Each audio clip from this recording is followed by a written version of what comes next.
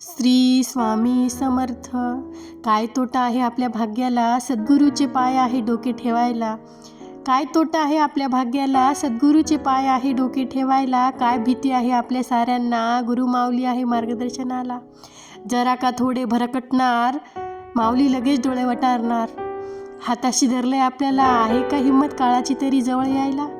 ब्रह्मांडी थरथरते पाहून माझ्या गुरु माऊलीला, अनंत जन्मीचे पुण्य आले फळाला. जसा आईचा आधार तान्ह्या लेकराला, तसा गुरु माऊलीचा आपल्याला.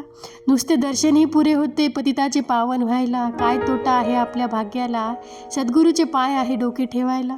काय तोटा आहे आपल्या भाग्याला, सद्गुरूचे पाय आहेत डोके ठेवायला. श्री स्वामी समर्थ.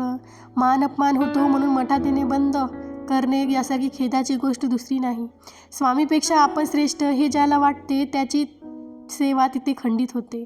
मान मिळतो म्हणून सेवा करायची नाही व अपमान झाला म्हणून सेवा सोडायची नाही. या दोन गोष्टी सेवेकऱ्यांनी सतत लक्षात ठेवाव्यात. स्वामी मार्गात येणे सोपे पण कठीण आहे, ते म्हणजे या मार्गात टिकून राहणे.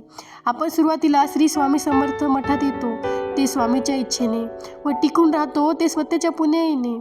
मान अपमान सहन करून निस्वार्थ वृत्तीने जो स्वामी सेवा करतो त्याची दखल साक्षात स्वामी घेतात.